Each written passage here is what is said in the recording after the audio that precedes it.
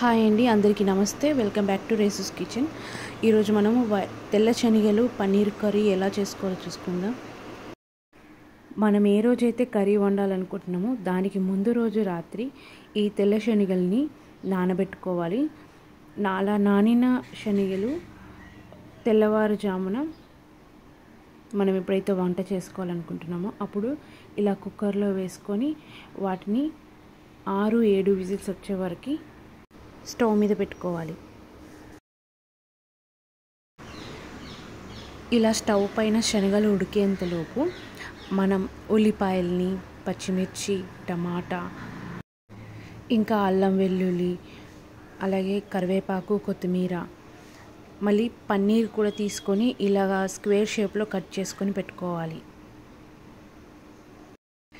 ఇలా కట్ చేసిన టమాటా, ఉల్లిపాయ, పచ్చిమిర్చి, వెల్లుల్లిని మిక్సీ జార్లో వేసి స్మూత్గా గ్రైండ్ చేసుకోవాలి.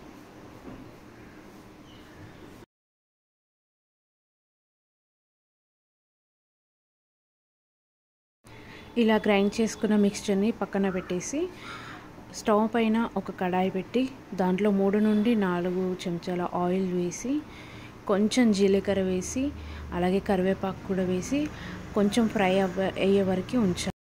అలా ఫ్రై అవుతుండగా దాంట్లో కొంచెం ఇంగువ వేసుకోవాలి. ఇదే ఆయిల్లోకి ఇందాక మిక్స్ చేసుకున్న మిక్స్చర్ని వేసి అది ఫ్రై అయ్యే వరకు కలుపుతూ ఉండాలి.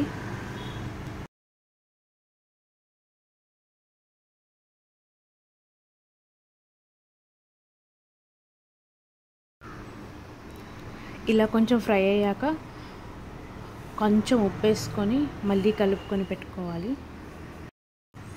ఇది ఫ్రై అయ్యేలోపు ఇందాక మనం ఉడకబెట్టుకున్న శనగల్ని ఒక బౌల్లో వేసుకొని అవి కొంచెం స్మాష్ అయ్యే వరకు ఇలా స్పూన్తో అంటూ ఉండాలి, వీడియోలో చూపిస్తున్నట్టుగా. మొత్తం స్మాష్ అవ్వాల్సిన అవసరం లేదు, కొంచెం స్మాష్ అయితే చాలు. ఇప్పుడు ఇలా ఫ్రై అవుతున్న పేస్ట్లో ఉప్పు, కారం తగినంత వేసుకోవాలి.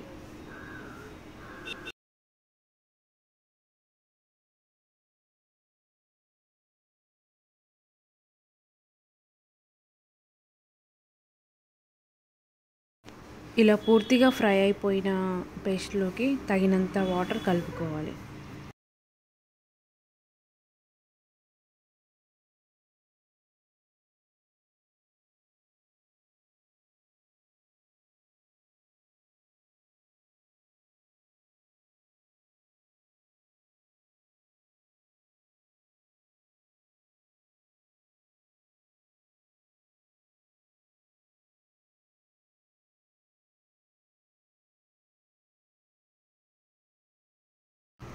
ఇప్పుడు ఇలా ప్రిపేర్ అయిన దాన్ని తీసుకొని శనగల్లో వేసుకున్నాము.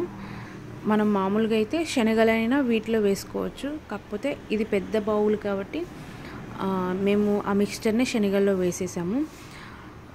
వేసిన తర్వాత దీన్ని బాగా కలుపుకొని మళ్ళీ ఈ యొక్క బౌల్ని స్టవ్ మీద పెట్టుకున్నాము. ఇప్పుడు ఈ స్టవ్ మీద పెట్టుకున్న కర్రీ ఉడుకుతుండగా మనం ఇందాక ఫ్రై చేసుకున్న కడాయిలోనే కొంచెం ఆయిల్ వేసుకొని పన్నీర్ని కొంచెం సేపు ఫ్రై చేయాలి. ఎందుకంటే ఫ్రై చేయకుండా కర్రీలో వేస్తే అవి చితికిపోతాయి. కాబట్టి ఇలా ఆయిల్లో కొంచెం ఫ్రై ఇవ్వాలి. వాటర్ వేయకూడదు వీటిలో, వాటర్ దాంట్లోంచే బయటికి వచ్చాయి, మేము వాటర్ వేయలేదు. ఇలా ఫ్రై అయిన పన్నీర్ ముక్కల్ని కర్రీలో వేసుకొని ఉడికించుకోవాలి. అవి పూర్తిగా మిక్స్ అయ్యే వరకు ఇప్పుడు కావాలంటే ఉప్పు, కారం టేస్ట్ చూసి వేసుకోవచ్చు. ఇలా పూర్తిగా కర్రీ అంతా ప్రిపేర్ అయిపోయిన తర్వాత అవి మంచిగా ఉడికిన తర్వాత కొత్తిమీర దానిపైన వేసుకోవాలి. ఇదేనండి తెల్ల శనగల కర్రీ పన్నీర్తో పాటు. Thank you for watching.